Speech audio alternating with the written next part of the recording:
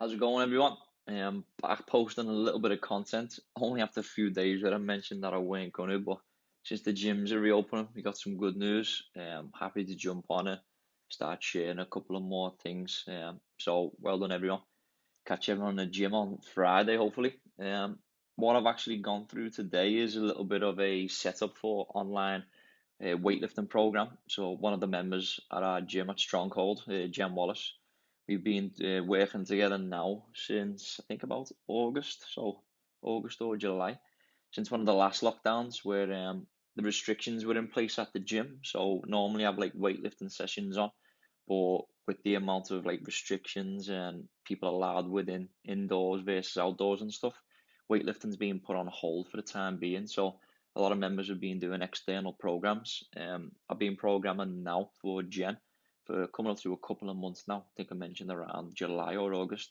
So it's something I wanted to dive into. As I say, I don't know everything. I'm no expert, but I've learned a lot from just doing this simple program around like 2 or 3 times a week for the past couple of months. So we'll dive into it a little bit. I've got the screen recording up. If you don't know where I'm coming from, I'm in the bottom left-hand corner in a little bit of a circle. So thought I'd do it this way instead so we can actually look at the screen. So if we just dive back through August, I know Jen from a weightlifting sort of background, so I know what she moves like, I know where she can sort of improve on.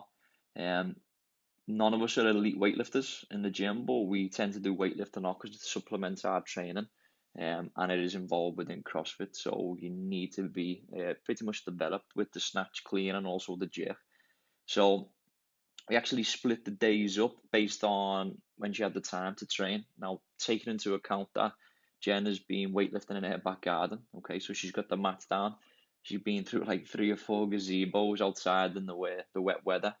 So she's done well, to be fair, and to keep pushing on through like she has done. It's really good to see. Obviously she's got bumper plates, she's got a squat rack, so she's well kitted out, which is brilliant. So as we're moving down, you can see we've got a day for the clean, we've got a day for the snatch.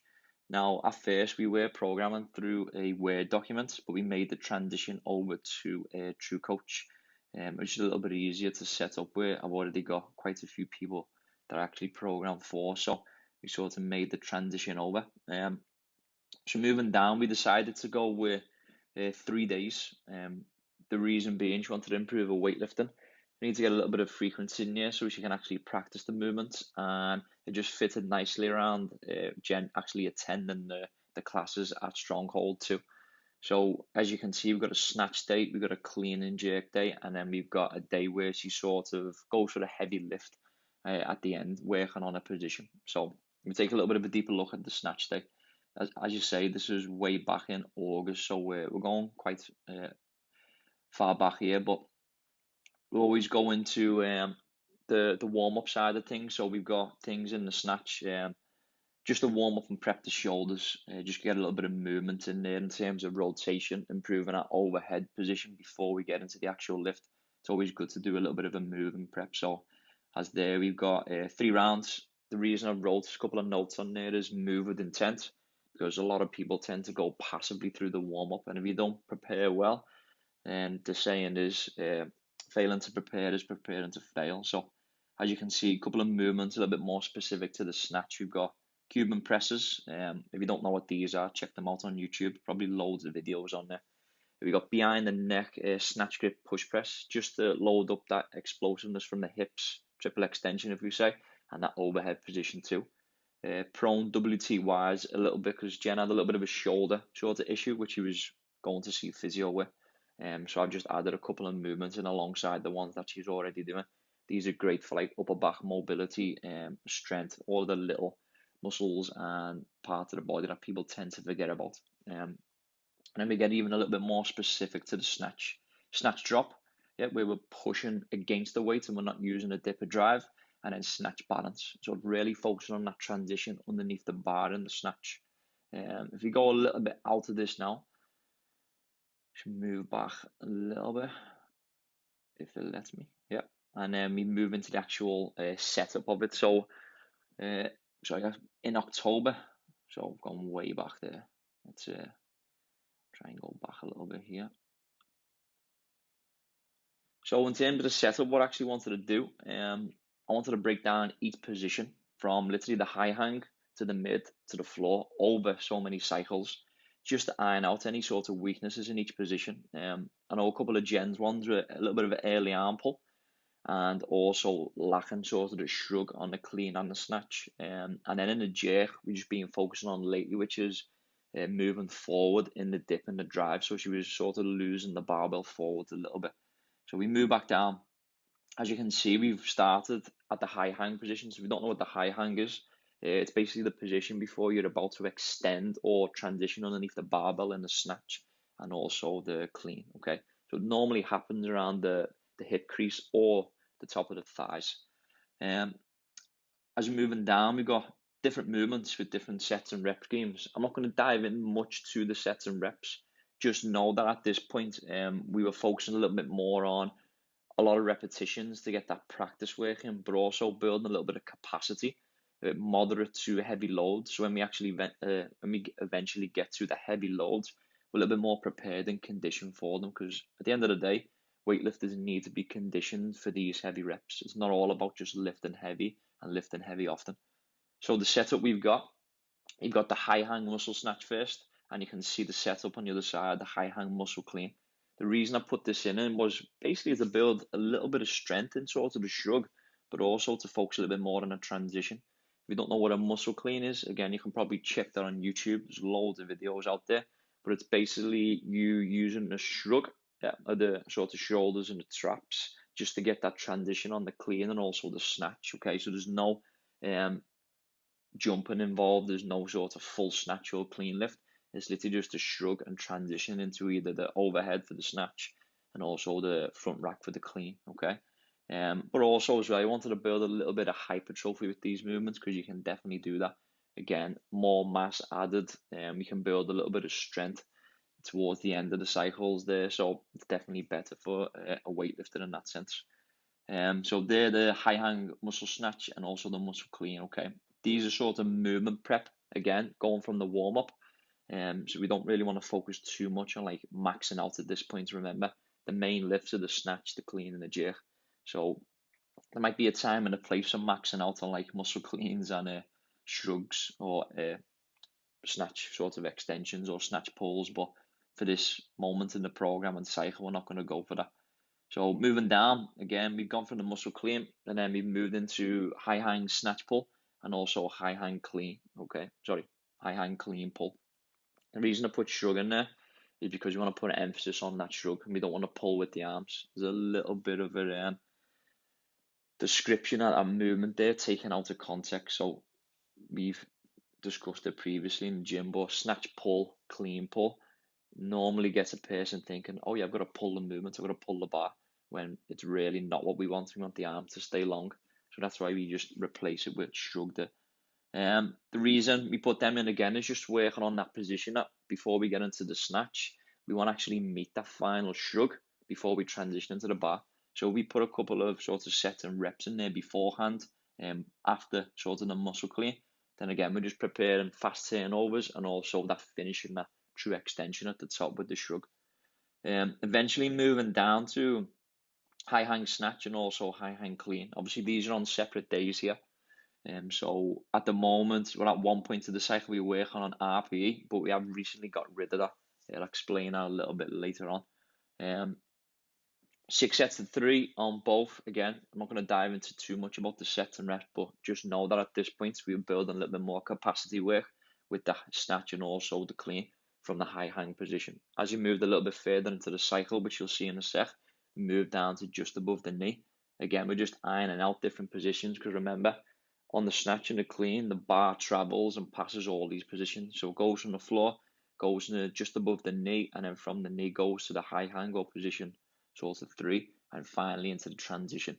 So we were just sort of isolating each position on their own before we eventually got to the full lift. Obviously on the clean day as well, we had jerk in there because it's quite hard not to do the clean without the jerk. So we put some movements in that are going to get Jen to be a little bit more prepared for the jerk and drop it under. We put the jerk balance in there just to build a little bit of confidence and getting underneath, but also for positioning. And then we eventually moved on to split jerk, because obviously practicing split jerk is the most specific you're going to get to actually getting better with that. And then on days of, jerk dips are in there as well. If you don't know what a jerk dip is, go and check it out. It's basically working on that vertical torso position, and you can really overload the bar. So it's preparing the athlete to get a little bit more confident with some heavy load in that front rack position. Other days, obviously, being a weightlifter, we need to be strong in the lower body. So back squats are on snatch day, and front squats are on the same max out day, the heavier day on the Friday towards the end of the week. So let's talk a little bit more about that.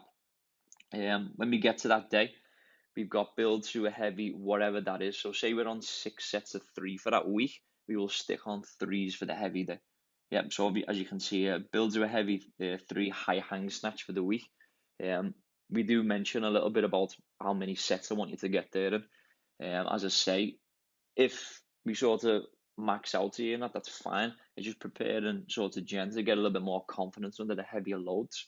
Same applies to the high hang clean. So say the snatch day on the Monday is a little bit of a technical day, getting sort of reps in that sort of moderate percentage sort of loads where sort of the technique gets put into it and gets practiced. And same on the clean and jerk day on a Wednesday. And then on a Friday towards the end of the week, she'll put that all into skill with the heavier loads, because at the end of the day, everyone can look good with an empty bar. It's that the heavier loads where we sort of see what's sort of going wrong and stuff. So that's where the coaching can sort of come in. And then front squats at the end of the day, after the high hang, sort of max out with the clean and max out with the snatch. So if you notice what I've actually said on the front squats and the back squats is build to a technical heavy 3 for the day. Because remember, we're weightlifters, we're not powerlifters. So as strong as we do need to be in the lower body, we don't want to really go to that sort of damaging sort of place where you can't sort of walk for days and stuff. So I'm looking for good reps to be left in the tank. I'm looking for speed on the front squat and the back squat, because speed will transition over to basically transitioning out to the clean or the snatch. More likely though for the clean, because that's where the heavier loads are going to be sort of lifted.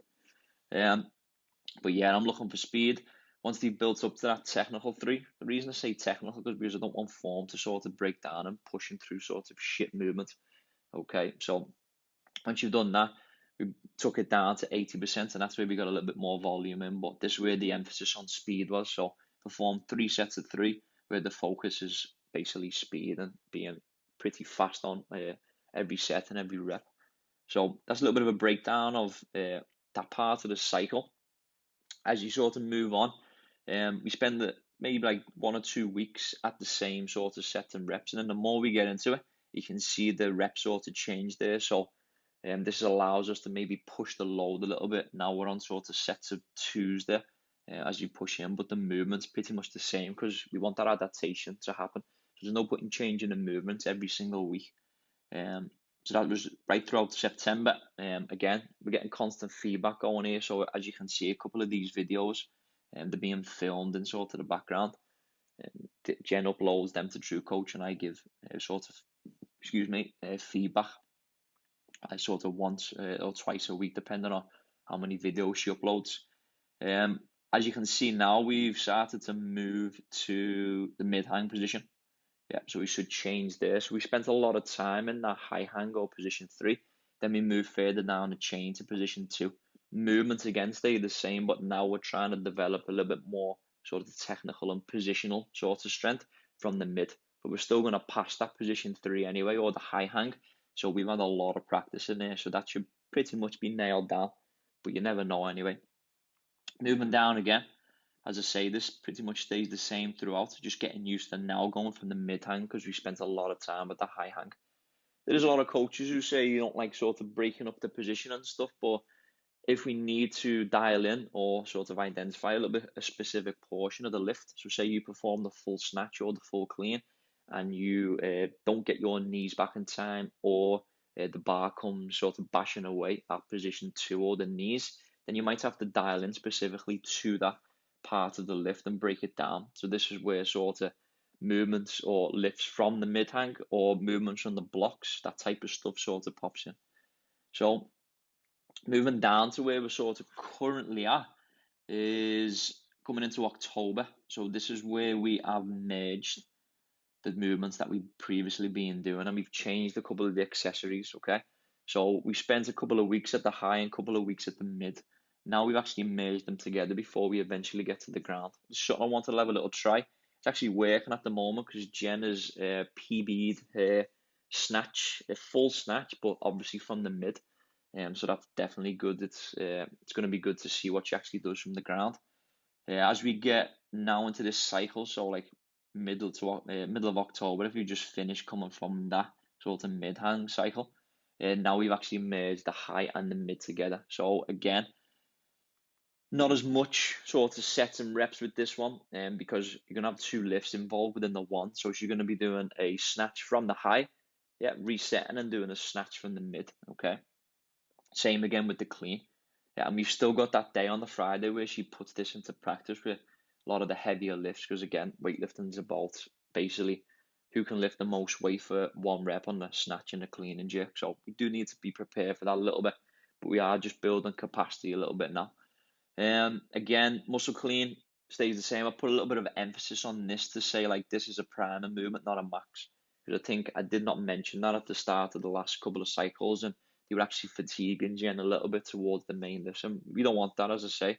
They're just primer movements. They're not the key focus. The key focus is the main lifts of the snatch, clean, and jerk. Moving down, as you can see, a couple of the accessories have sort of changed. We've got 3 positions snatch pull, 3 positions snatch clean. Because we're eventually getting to a point where we're going to lift from the ground now, I wanted to add the pulls in from each different position, so we're getting a feel of what you should eventually feel like at the top of the shrug, or the final extension of the lift. So we'll go 3 position clean or 3 position snatch pull. You go from the high hang, then just above the knee, and then eventually from the ground. So we'll perform that on both lifts. Moving down, not much has changed there. The clean and the snatch sort of stays the same. One thing I did want to mention is obviously the pause reps on the squat and also the accessories for the jerk. Now, what we noticed on some of Jen's jerks is when she dips forwards. We did notice with the knees coming way too forward, so she was sort of moving from the knee, not from the hip. So we did sort of get around that, but we still sort of seeing it happen. So what we've done as an accessory was add push press in before split jerk. This is something that I've took out one of the Olympic lifting books that I've got. I think it's called Cues or something for lifting. Can't remember off the top of my head, but it's definitely a good book from one of the guys over at, I think it's Catalysts.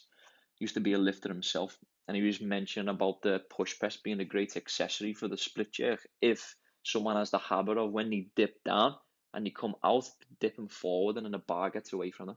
So with that push press, you've literally got to dip down vertical and drive vertical for the bar to go straight overhead. So we do 3 push presses beforehand and then go into the split jerk. What we're hoping for is that split jerk stays within the same sort of plane of movement as the push press, where it's dipping vertical with a vertical torso and driving with a vertical torso. And after watching Jen with a couple of them, she's actually starting to improve on that, so that's superb to see. Same with the pause split jerk. Now the pause is in the bottom because that's where it was happening, where as we were coming out, we were dipping down a little bit too fast and coming out a little bit too quickly. So what we've done is pause with the split jerk, so you get the feel of dropping down in a vertical sort of motion and then going straight into that split jerk. So one is taking that sort of elastic energy out of the hip for you to drive straight up. That's also going to build a little bit of strength for the split jerk too. I've actually added pauses into the back squat and also the front squat too. Pretty much the same procedure with those, build to a technical LB3 and then use a percentage of that and focus on speed. The reason I've had pauses in there is because it's always good to build that sort of bottom of the squat strength without just sort of using that speed out of the hole all the time. Sometimes you could get caught in a clean and a snatch, so it's always good to take that pause, use that ability to drive out to the bottom of the movement. So that's the reason we sort of had a little bit of a change in there for now. Moving on, obviously we're sticking to that program for the time being, and then we're going to make the switch eventually to going for the full lift from the ground. As you can see, at the end of every week, we've got a little bit of a questionnaire involved. This just goes through things like how you find this week's training, what have you struggled with. So this could be external factors such as stress, work, and stuff. Because you remember, like all these are involved within your training, so it's definitely something worth looking at. What have you enjoyed this week's training? So it's something I might want to emphasize a little bit more. At the end of the day, training is about having fun. So if I can sort of shine a light on these things that the athletes are sort of enjoying, then let's do them a little bit more often. How can I help improve going forward? So maybe this is something on my part I need to do a little bit better, like sort of more feedback, getting the program done on time. That's always a tough one. And then just your general questions and sort of overall performance sort of enhancers that many people don't really take into account. How was your sleep been this week? How was your protein, vegetables, and then water? Because like I say, all these are sort of factors that have an effect on your training. So if Jen performs not to her full capabilities on a Wednesday and she marks down that week that her sleep was poor on a Tuesday, again, I can see that it went down to the actual day of sort of the lift and that. It might be just sort of external markers outside of, I say outside of their control. Sleep is definitely something we can control. So that gives me a little bit of an insight to their overall sort of lifestyle. Because at the end of the day, training's about everything involved, external and internal factors. So just wanted to give a little bit of an insight into one of the programs and being sort of going through on True Coach, specifically weightlifting. It's a sport I enjoy myself, and I love seeing people progress in it. So hope you enjoyed the video, and as always, if you got anything to hit me across with, sort of questions, and maybe there's something that you disagree with me on, I'm always up for a little discussion just to learn a little bit more. So yeah, have a nice day, and I'll see you all in the gyms on Friday.